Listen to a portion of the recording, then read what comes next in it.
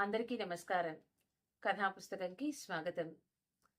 శ్రీమతి పద్మా దాశరథి గారు రాసిన 'జీవన గమనం' అనే నవల 6వ భాగాన్ని మీరీరోజు వినబోతున్నారు. ముందు భాగాల లింక్‌ని డిస్క్రిప్షన్‌లో ఇచ్చాను. తప్పకుండా వాటిని వినడానికి ప్రయత్నించండి. కాలేజీలో చదువుకుంటున్న నివాస్, సవిత ఒకరినొకరు ప్రేమించుకొని తల్లిదండ్రులు పెళ్లికి ఎక్కడ అభ్యంతరం చెప్తారు అని భయపడి పోలీస్ స్టేషన్‌లో వచ్చి నిలబడతారు. అయితే పెళ్లికి ముందు ఒక నెల రోజులు నివాస్ ఇంట్లో ఉండమని పోలీసులు ఒక షరతు విధిస్తారు. నివాస్ ఇంటికి బయలుదేరుతుంది ఆ షరతుకి లోబడి. అక్కడ సవిత అనుభవాలేంటో, అక్కడి నుంచి బయటికొచ్చేస్తే సవిత పయనమేటో మీరు ముందు భాగాల్లో వినొచ్చు. ముందు భాగాలు వినాలి అనుకుంటే ఇప్పుడు మీరు ఈ ఛానల్ని సబ్స్క్రైబ్ చేసుకోండి. కథా కథనం మీద మీ అభిప్రాయాన్ని తప్పకుండా కమెంట్ చేయండి. ఇక కథలోకి వెళ్ళిపోదాం. ఆ రోజు రాత్రి నాకు కంటిమీద కునుకు లేదు. మనసంతా షాక్తో మొద్దుబారిపోయింది.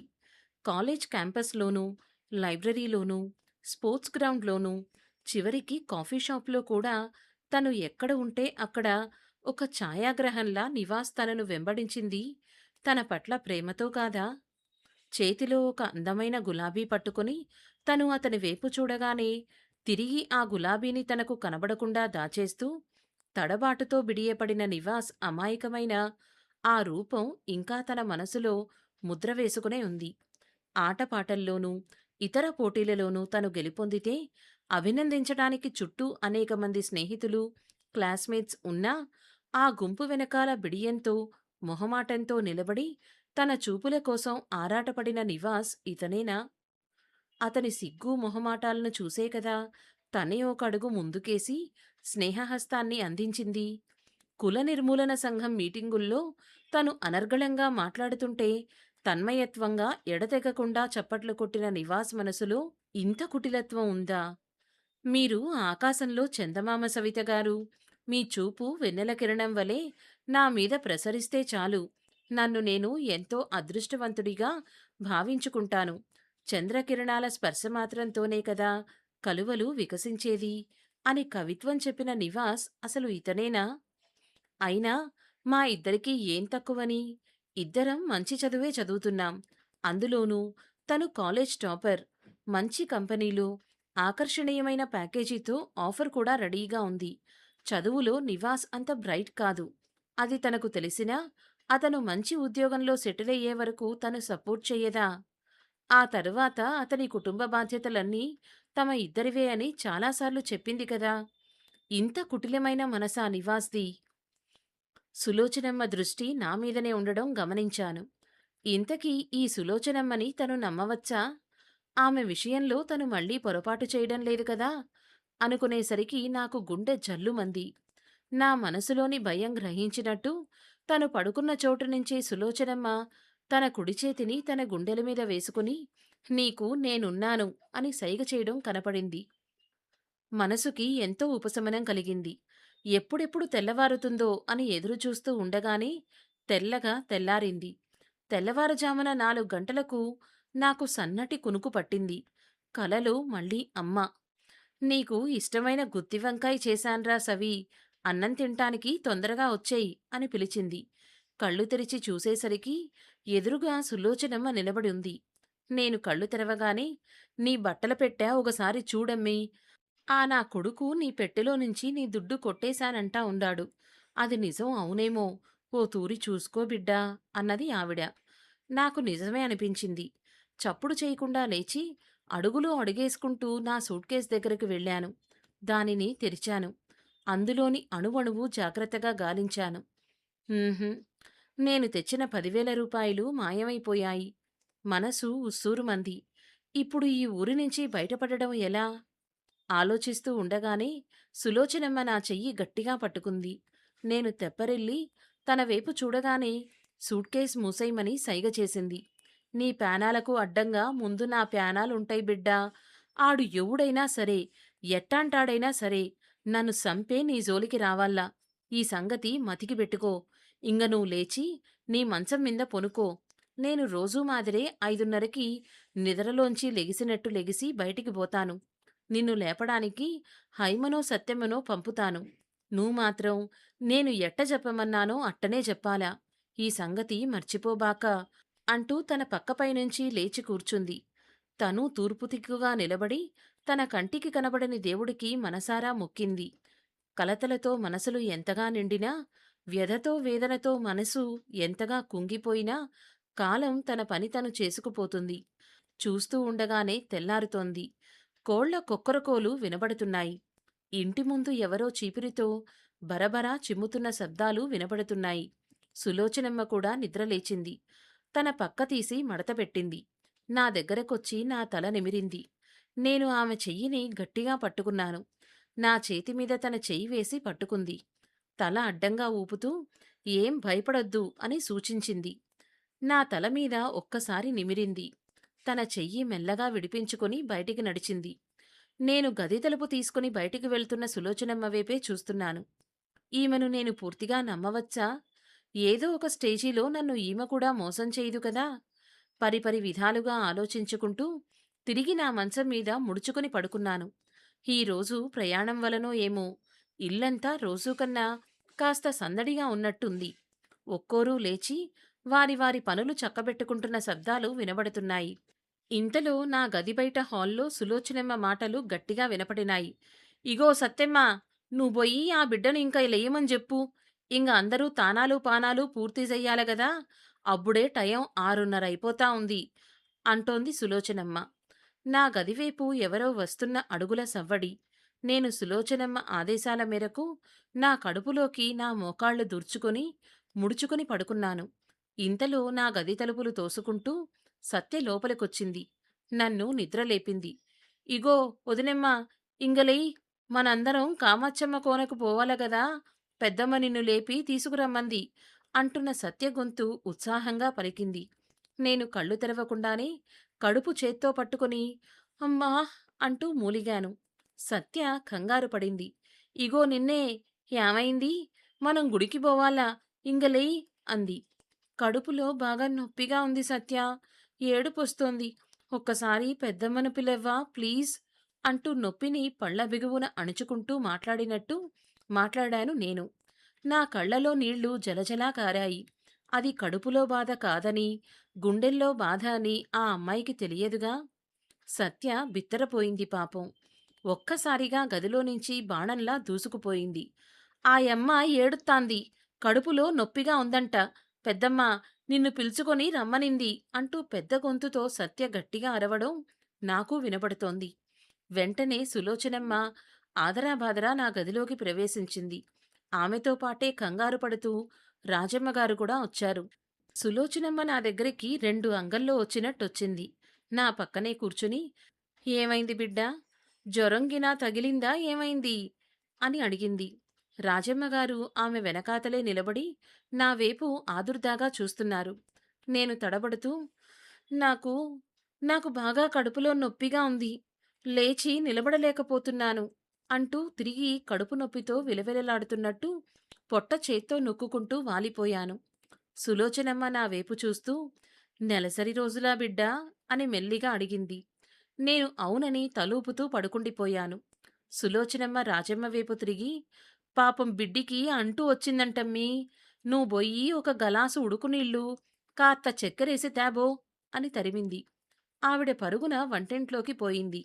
సులోచనమ్మ నువ్వు కదలకుండా పనుకో బిడ్డా, అదే తగ్గిపోయిద్దిలే అని నా తలమీద నిమురుతూ నా పక్కనే కూర్చొని రాజమ్మగారు గోరువెచ్చని పంచదార నీళ్లు తెచ్చిస్తే తాగించింది. పాపం హడలిపోతూ నా వైపు నిలబడ్డారు ఆవిడ. వాసుగాన వచ్చిండా? వస్తే ఓ పాలిటు రామని పిలు అంటూ సులోచనమ్మ నా పక్కనుంచి కదలకుండానే రాజమ్మతో చెప్పింది. ఇంతలో నివాసు, రజిత భర్త వెంకటేశు ఇద్దరూ బయటనుంచి లోపలికొచ్చారు. రాజమ్మ గబగబా నివాస్ని లోపలికి పిలుచుకొనొచ్చింది. పక్కమీద మూడెంక వేసుకుని ముడుచుకుని పడుకున్న నన్ను చూసి నివాస్ 2 అంగల్లో నా దగ్గరకొచ్చాడు. అతని కళ్లల్లో నాకు ఏమైందో అన్న ఆదుర్దాలా కనపడుతున్న ఒక ఆందోళన, ఒక అలర్ట్నెస్ నేను పసిగట్టగలిగాను. ఏమైంది సవీ? కంగారుగా అడిగాడు. ఏం గాలేదురా వాసు, ఆడాళ్ళకొచ్చే అంటూ. ఆ బిడ్డకు ఈ టయంలో బాగా కడుపునొప్పు వచ్చిద్దంట. పాపం ఎట్ట బాధపడతా ఉందో బిడ్డి. ఓ గంటసేపు అట్ట పడుకోనియ్యండి. తగ్గితే ఆ బిడ్డే లెగిసిద్దిలే. ఇంక ఇయాల కామాక్షి గోనకు బొయ్యేదెట్టా? ఈ బిడ్డకి అంటుదీరినంక వచ్చే ఆదివారం బోవచ్చులే, పదండింకా అంటూ సులోచనమ్మ తేలిగ్గా అంటూ లేచి నిలబడింది. నివాస్ మొహంలో తీవ్రమైన ఆశాభంగం నాకు అర్థమవుతోంది. ఏమీ అనలేక, జాగ్రత్త సవి, ఏమైనా టాబ్లెట్స్ కావాలా అనడిగాడు. ఈ ఊళ్ళో మెడికల్ షాప్స్ ఉంటాయా నివాస్? బలహీనంగా ధ్వనించేలా జాగ్రత్త పడుతూ అడిగాను. పక్కనే ఉన్న ఊళ్ళో ఉంది సవి, ఒక గంటలో వెళ్ళొచ్చేయచ్చు. ఏమన్నా తేవాలా అనడిగాడు నివాస్. అతని కన్సర్న్, శ్రద్ధ, అమాయకంగా కనబడుతున్న అతని మొహం చూస్తే ఇతనేనా ఇంత కుటిలత్వం మనసులో పెట్టుకుని నిన్న రాత్రి అలా మాట్లాడాడు అని అనిపించింది నాకు. ఇప్పుడేమీ అవసరం లేదులే నివాస్, కావాలంటే మధ్యాహ్నం చెప్తాను, తెచ్చిపెడదువుగాని అని నీరసంగానే అన్నాను. అయితే సరే సవి, ఏ అవసరమైనా నాకు చెప్పు. ఈరోజు మన పిక్నిక్ కోసం మాట్లాడిన వ్యాను వచ్చేసింది. నేను మా బావ దానితో పాటు టౌన్ వరకు వెళ్ళొచ్చేస్తాం. చిన్న పని కూడా ఉంది. ఎలాగూ మన ప్రోగ్రాం ఈరోజు లేనట్టే గదా. నివాస్ కాస్త ఆశాభంగం పొందినట్టు అన్నాడు. నేను బలహీనంగా తలాడించాను. నివాస్ నా గదిలో నుంచి బయటికెళ్ళాడు. వాళ్లతో పాటు సులోచనమ్మ కూడా బయటికెళ్ళింది. వెళ్ళేటప్పుడు నా తలుపులు దగ్గరకేసి నా వేపు చూసి చిరునవ్వు నవ్వి మరీ వెళ్ళింది. నేను కళ్ళు మూసుకొని నీరసంగా పడుకోనున్నాను. జరుగుతున్న సంఘటనలతో నిజంగానే ఎనలేని నిస్సత్తువ నన్ను ఆవహించింది.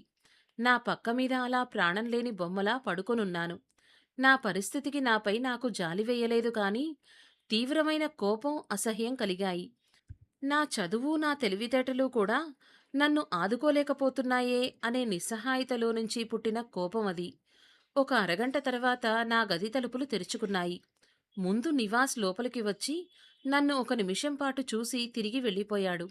అతను, అతని బావ వెంకటేష్ ఇంటి గేటు దాటి ఏదో మాట్లాడుకుంటూ వెళ్ళిపోవడం చూశాను. 5 నిమిషాల తర్వాత సులోచనమ్మ లోపలికొచ్చింది. నిదానంగా లేచి బయటికి రా బిడ్డా, పలుదోంకొని పాలసుక్క తాగుదు కాని ఒంట్లో కాస్త సత్తు ఒత్తది అంటూ నన్ను తన చెయ్యి ఆసరాతో మెల్లగా లేపి బయటికి తీసుకెళ్ళింది. వెనకాల పెరట్లో రాజమ్మగారు, సత్య, హైమా మాత్రం ఉన్నారు. రజిత కనపడలేదు. నారాయుడుగారు కూడా కనపడలేదు. సులోచనమ్మ నేను మొహం కడుక్కున్నంతసేపు నా దగ్గరే ఉంది. నేను మొహం కడుక్కొని రాగానే ఒక గ్లాసుతో పాలు అందించారు. పాలు చూడగానే నాకు కంగారు పుట్టింది. సులోచనమ్మ కళ్ళల్లోకి చూశాను. నా కళ్ళలోకి చూస్తూ ఏం పర్వాలేదు అన్నట్టు నవ్వింది ఆమె. సక్కర ఎక్కువగా ఏయలేదులే బిడ్డా, ఈ దినం పాలు నేనే కలిపినా. రజిత వాళ్ళాయనకి మటను చేసి పెట్టేదానికి ఎవరింటికో పోయింది. పాలు తాగేయ్ అంది. ఆవిడ తెలివికి మనసులోనే దండం పెట్టుకుంటూనే పాలు తాగేశాను. నిజంగానే కాస్త శక్తొచ్చినట్టనిపించింది. ఎట్టనో ఓపిక చేసుకుని 2 చెంబుల నీళ్లు కూడా పోసుకో బిడ్డా, ఏడిగా ఇడ్లీ తెప్పిస్తా, తినేసి పొనుకుందువుగాని అంది ఆమె. అలాగే మెల్లగా స్నానం చేసేశాను. సత్య 4 ఇడ్లీలు తెచ్చి పెట్టింది. నాకు తినాలనిపించలేదు కాని సులోచనమ్మ తినమని సైగ చేసింది. దాంతో మాట్లాడకుండా తినేశాను. సులోచనమ్మ బయట గట్టిగా మాట్లాడుతోంది. ఇంక ఈ దినం యాడికి పొయ్యే పనిలేదు కదమ్మీ, ఎవరు పనులకు ఆళ్ళు బోండి. రజిత ఈ దినమంతా వాళ్ళ ఇంటాయనెంబటే ఉండిద్దిగా, వాళ్ళాయన కోసరం అని చెప్పి మటను పులుసు సేత్తానని ఎవరింటికో బడి పోయింది. హైమా, సత్తెమ్మ, మీరు మీ చెనిక్కాయలిడిపించేదానికి బోండి. వచ్చే దుడ్డు పోగొట్టుకోవడం ఏవిటికి? రాజమ్మా, నువ్వుగూడా నీ సింతపండు కొట్టే పనికి పోయిరామ్మే. మనకు ఈ 4 దినాలే పనుకాలం గదా. ఈ బిడ్డ తాపన నేను కాసుకోనుంటాను. అందరి పనులు చెడేదేమిటికి? రోజూ కన్నా అవసరమైన దానికన్నా కాస్త గట్టిగానే మాట్లాడుతోంది ఆవిడ. నాకు వినపడాలనే అలా మాట్లాడుతోందని అర్థమైంది నాకు. ఉదయం 9 గంటలయ్యేసరికి ఇల్లంతా నిశ్శబ్దంగా మారింది. ఈ మధ్యలో సులోచనమ్మ నా దగ్గరికి రాలేదు. కారణం నాకర్థమైంది. మాటిమాటికి నా దగ్గరికి రావడం వాళ్ళల్లో లేనిపోని అనుమానాలు రేకెత్తించినట్టవుతుందని ఆమె నా దగ్గరికి రావట్లేదు. ఎంత తెలివితేటలు! ఏమి డిగ్రీలు చదువులు ఉన్నాయని ఆవిడకి దేవుడంత తెలివిచ్చాడు. అది దేవుడిచ్చిన తెలివా? కాదు, మనుషులని చదవడం వల్ల పొందిన జ్ఞానం. టైము దాదాపు 9:30 అవుతుండగా సులోచనమ్మ నా దగ్గరకొచ్చింది. వస్తూ వస్తూ ఆ రోజు ఉదయం నేను విడిచిన బట్టలను ఎప్పుడు ఉతికి ఆరేసిందో వాటిని కూడా మడతపెట్టి తీసుకొచ్చింది. నా బట్టలన్నీ నా సూట్ కేసులో నొక్కి సర్దింది. నా చెయ్యి తెరిచి కొన్ని నోట్లు పెట్టింది. నేను గుప్పిట విప్పి చూశాను. 600 బిడ్డా, ఇప్పుడికి నా దగ్గరుండే దుడ్డు ఇదే. ఇంకొక్క దినం గడువుంటే ఇంకో 1000 నీ సేతల్లో పెట్టి ఉండేదాన్ని. అయినా ఏం భయపడే పనిలే. ఈ దినం ఎవరూ ఇంటో లేరు. నేను నిన్ను తోడుకొని పొగురుపల్లికి క్రాస్ తోవకి తీసుకుపోతాను. ఆడ దండిగా ఆటోలుంటాయి. ఇద్దరం ఆడ ఆటో ఎక్కేద్దాం. అదెక్కి తోవలో యాదో ఒక చిక్కిన బస్సెక్కేసి ఈ మనుషులకి దూరంగా పో బిడ్డా. ఆటినింకా నెమ్మదిగా మీ అమ్మానాయన్లకి ఫోన్ చెయ్యి. ఆళ్ళే నీవున్న తావుకు పరిగెత్తుతా వత్తారు. అది కూడా నీకు శాతకాకపోతే నేరుగా ఏదన్నా పోలీస్ స్టేషన్ తావకు పో బిడ్డా. అంతా ఆళ్ళకు చెప్పు. జరగాల్సిందంతా ఆళ్ళే చూసుకుంటారు. అవసరం పడితే నీ తావన ఉన్న బంగారు కూడా అమ్మేద్దారి. దిగులు పడబాక. పద పోదాం. తోవలో ఇద్దరం మాటాడుకోగూడదు. కూత్తెంత దూరం అడ్డదోవ ఎంబడి పడి నడసాల. ఇది నీ బతుకు బిడ్డా. నీ బతుక్కోసం నువ్వు నడసాల. పరిగెత్తాల. నిన్ను ఎత్తుకొని భుజాల మీద మోసుకుపోయే సత్తవ నాకు దేవుడియ్యలేదు బిడ్డా. ఇంక నడు అంది సులోచనమ్మ. నా చేతిలో సూట్కేసు తనే పట్టుకుంది. రెండో చేత్తో నా చెయ్యి గట్టిగా పట్టుకుంది. నన్ను లాక్కు వెళ్తున్నట్టు నడుస్తూ ఇంటి బయటికొచ్చింది. తడికగేటు దాటగానే ఒకసారి తల వెనక్కి తిప్పి ఆ ఇంటివైపు చూశాను. ఆ రోజు ఈ ఇంటి ముందు కారు దిగగానే ఎన్ని జంకులు సందేహాలతో ఆ గడపలో కాలు పెట్టాను. ప్రతి చిన్న అంశంలోనూ, చిన్న విషయంలోనూ ఒక అనుకూలతను, పాజిటివ్ సూచనలే గ్రహిస్తూ ఆనందించాను. కానీ ఆ రోజు మనసులో భయం లేదు, భీతి లేదు. మరి ఈరోజు పరిస్థితో? మనసు భయంతో వణుకుతోంది, భీతితో కంపిస్తోంది. కాని నేను గెలవాలి, గెలిచి తీరాలి. ఈ గెలుపు నాకు అత్యంత అవసరం. ఈ గెలుపు నా జీవన గమనానికి పునాది. నా ఈ గెలుపు మరెందరికో స్ఫూర్తిని కలిగించాలి. సులోచనమ్మ వెనకాలే చిన్నపాటి పరుగులాంటి నడక ప్రారంభించాను. నా ఖరీదైన చెప్పులు నా నడకను అడ్డగిస్తున్నాయి. వెంటనే చెప్పులు తీసి చేతపట్టుకున్నాను. అదృష్టం కొద్దీ నివాస్ ఇల్లు ఆ వాడకి ఒక చివరుంది. ఇంటినుంచి ఒక 100 గజాల దూరం నడవగానే కాస్త డొంకలతో కూడిన సన్నటి అడ్డదారిలోకి దిగాం. దారెంతా గులకరాళ్ళు, సన్నని సూదిగా ఉన్న రాళ్ళు, రజనులాంటి ఇసుక. బహుశా వానలు బాగా పడేటప్పుడు ఏదన్నా వాగులాంటిది ప్రవహించే దారిలాగా ఉందది. పాదాలకు ఏవేవో రాళ్ళు గుచ్చుకుంటున్నాయి. ఏవో గులకరాళ్ళు పాదాలలో గుచ్చుకుని తీవ్రంగా బాధిస్తున్నాయి. కాని అవి ఏవీ నా మనసుని తాకడం లేదు. నడు సవిత నడు. నడవడం కాదు, పరిగెత్తు.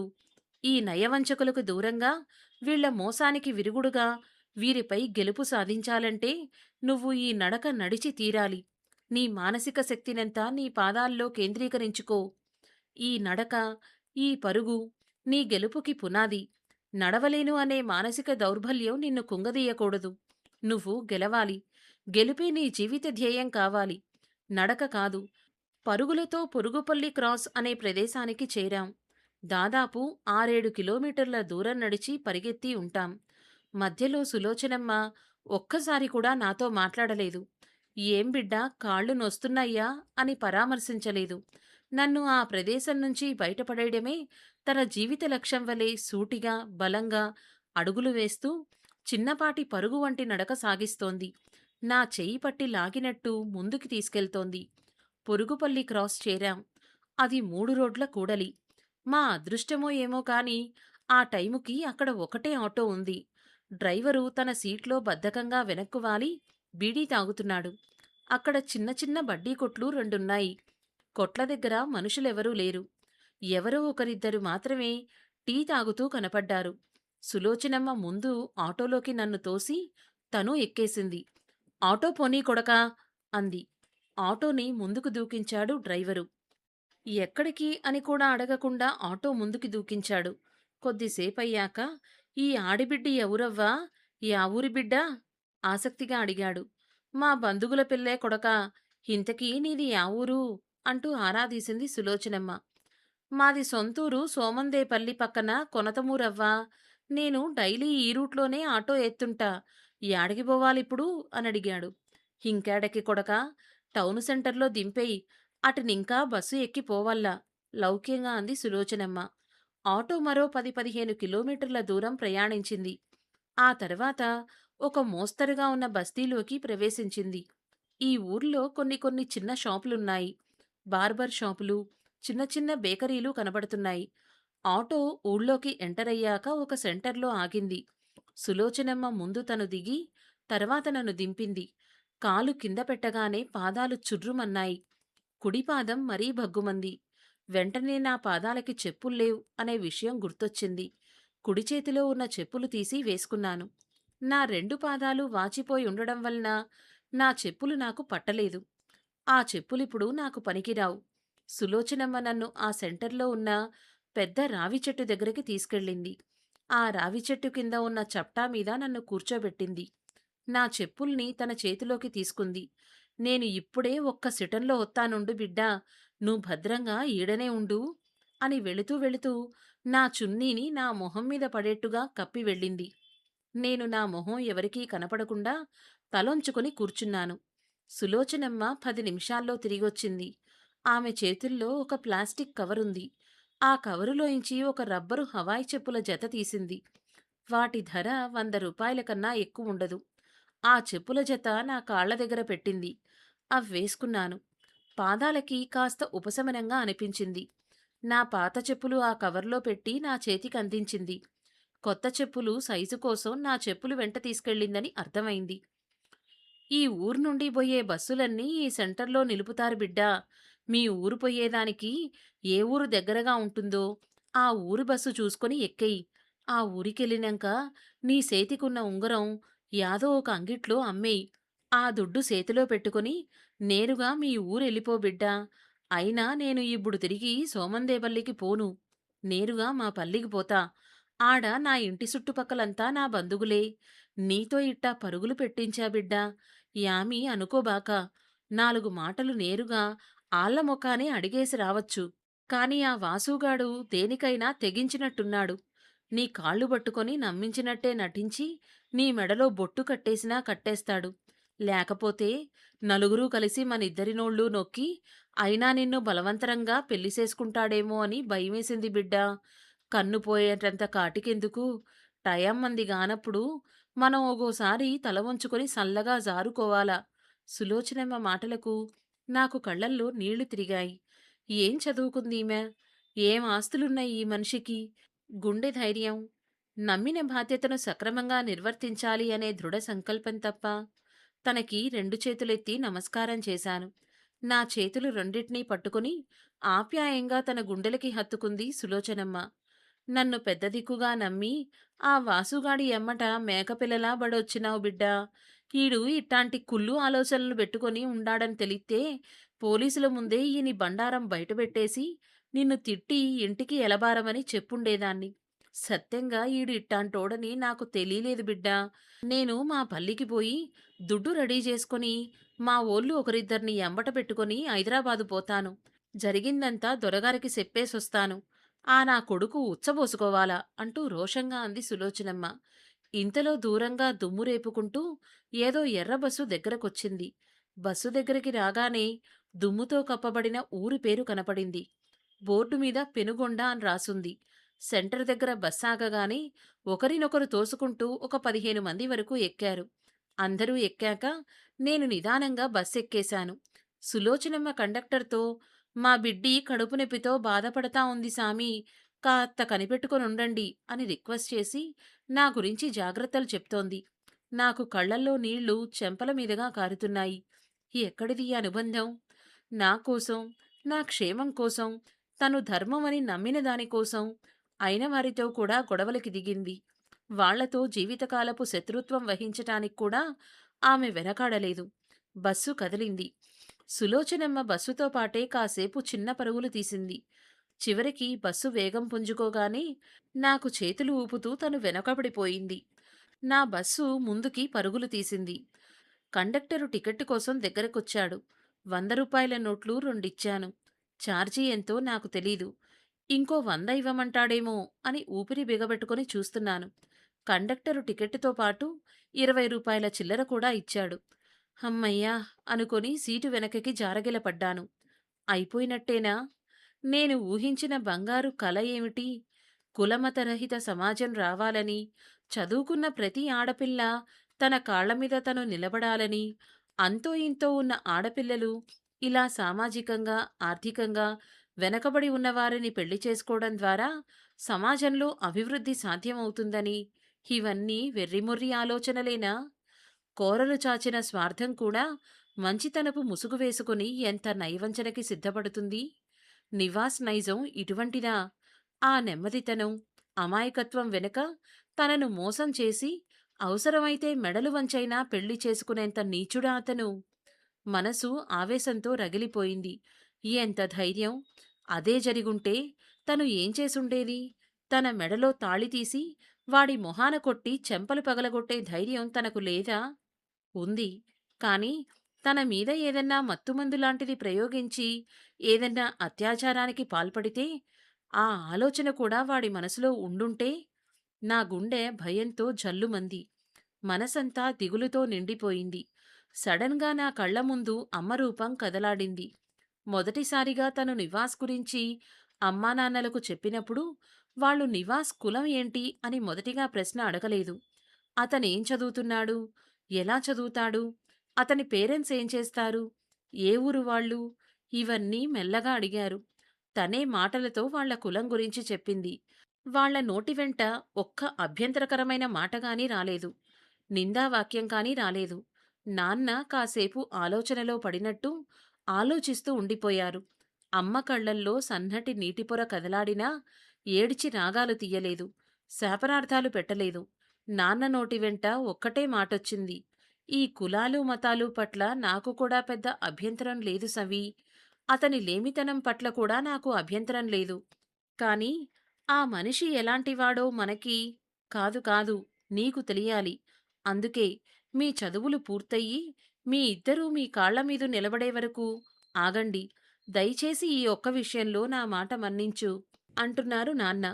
అమ్మ చెయ్యి అప్పటి వరకు తన తల నిమురుతూనే ఉంది. నాన్న మాటలు తనకి బాగా నచ్చాయి. మనస్ఫూర్తిగా అంగీకరించింది. నివాస్‌తో కూడా ఇదే మాట చెప్పింది.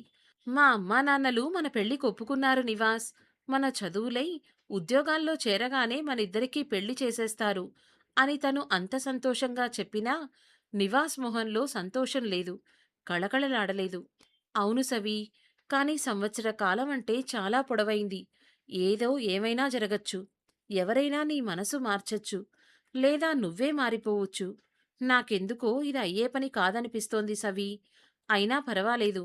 నేను అన్ని ఆశాభంగాలకు సిద్ధపడే ఉన్నాను అన్న అతని ఈ జాలిగొలిపే మాటలకే కదా తను పోలీస్ స్టేషన్ గడప ఎక్కి నివాస్‌కి తమ భవిష్యత్తు మీద ఉన్న అపనమ్మకాన్ని దూరం చెయ్యాలనుకుంది. అమ్మ గుర్తుకు రాగానే నా కళ్ళల్లో నుంచి నీళ్లు కారిపోతున్నాయి. ఒక్కసారి లతకి ఫోన్ చేద్దాం అనిపించి ఫోన్ తీశాను. మీ ఫోన్‌లో సిమ్ కార్డ్ లేదు. దయచేసి కార్డ్ ఇన్సర్ట్ చేయండి అన్న మెసేజ్ వచ్చింది. ఒక్క నిమిషం బుర్ర మొద్దుబారిపోయింది. అంటే కామాక్షి కోనకు వెళ్లే ముందు తను ఎవరినీ కాంటాక్ట్ చేయకుండా, ఇక్కడ జరిగింది ఎవరికీ తెలియనివ్వకుండా తన ఫోన్‌లో సిమ్ తీసేశాడన్నమాట. నయవంచకుడు. ఇంత మోసమా? నమ్మి వచ్చిన ఆడపిల్ల గొంతు ఇలా కోసేద్దామని చూస్తాడా? అంతే. నా మనసులో దుఃఖం మటుమాయమైంది. వేదన అంతరించింది. వాటి స్థానంలో పట్టుదల ఉద్భవించింది. ఆగ్రహం కట్టలు తెంచుకుంది. నన్ను అంత తేలిగ్గా, మామూలు ఆడపిల్లలా అనుకొని మోసం చేయబోయిన ఈ పశువుకి నేనేంటో నిరూపించాలి. ఎవ్వరూ ఊహించనంత ఎత్తు ఎదగాలి. తను ఈ అవమానం మోస్తూ తిరిగి అమ్మానాన్నల దగ్గరికి ఏ మొహం పెట్టుకుని వెళ్తుంది? నో. తను చేసింది ముమ్మాటికీ తప్పే. తను తెలిసి తెలిసి తప్పు చేసింది. ఆ తప్పుని తనే సరిదిద్దుకోవాలి. తన భవిష్యత్తును తనే నిర్మించుకోవాలి. నేను ఇలా ఆలోచనలతో సతమతం అవుతుండగానే బస్సు ఆగింది. బయటికి చూస్తే అది పెనుగొండ బస్టాండు. అందరూ దిగాక నేను మెల్లగా బస్సు దిగాను. పాదాలు ఉబ్బిపోయున్నాయి. అడుగు తీసి అడుగు వెయ్యలేకపోతున్నాను. మిట్ట మధ్యాహ్నం. నెత్తిన ఎండ మాడ్చేస్తోంది. మెల్లగా కాళ్ళీడ్చుకుంటూ అక్కడ ఉన్న బడ్డీ కొట్లో 2 అరటిపళ్ళు, ఒక వాటర్ బాటిల్ కొన్నాను. చల్లటి నీళ్లతో మొహం కడుక్కొని 4 గుక్కలు తాగేశాక కాస్త మనసు నెమ్మదించింది. అక్కడే ఉన్న ఒక బెంచీ మీద కూర్చున్నాను. 2 అరటిపళ్ళు తినేశాను. అక్కడి నుంచి నా ప్రయాణం మొదలైంది. నా భవిష్యత్తుకు వేసి ఉన్న రోడ్డు నున్నటి తార్ రోడ్డు కాదు. గోతులు గతుకులతో నిండిన అడ్డదారి. ఆ రోడ్డు మీద నడిచి నేను నా భవిష్యత్తు అనే సుందర భవనాన్ని నిర్మించుకోవాలి. ఆలోచనలతో అలసిపోయి తల వెనక్కి వాల్చుకొని కళ్ళు మూసుకున్నాను. ఇదండి జీవన గమనం అనే నవల 6వ భాగాన్ని ఇక్కడితో ఈ రోజుకి ఆపుతున్నాను. తల్లిదండ్రుల్ని కాదనుకొని ఏ ఆడపిల్లైనా ఇంట్లో నుంచి వెళ్ళిపోవాలనుకుంటే ఖచ్చితంగా ఈ కథని వినడానికి ప్రయత్నించండి. తర్వాత వచ్చే సాధక బాధకాలు ఎలా ఉంటాయో ఎవ్వరికీ తెలీదు. అందరికీ సవితకి దొరికినట్టు సులోచనమ్మ లాంటి కేర్ టేకర్ దొరకదు కదా! ఏ మురికి కూపాల్లోనూ ఇరుక్కుపోకుండా మిమ్మల్ని మీరే కాపాడుకోవడానికి ప్రయత్నించాలి. ఏ అడుగైనా ఆచితూచి వేయండి. ఇంతకీ సవిత తను అనుకున్నది సాధిస్తుందా? తెలుసుకోవాలనుకుంటే ఇప్పుడు ఈ ఛానల్ని సబ్స్క్రైబ్ చేసుకోండి. తరువాతి ఎపిసోడ్స్లో సవిత పయనం ఎటుంటుందో, ఎట్లా తను అనుకున్నది సాధిస్తుంది అనేది మీరు తెలుసుకోవచ్చు. ముందరి భాగాల లింక్ని డిస్క్రిప్షన్లో ఇచ్చాను. తప్పకుండా వాటిని కూడా వినేదానికి ప్రయత్నించండి. తర్వాతి ఎపిసోడ్లో మళ్ళీ కలుద్దాం. అంతవరకు సెలవు. ధన్యవాదాలు.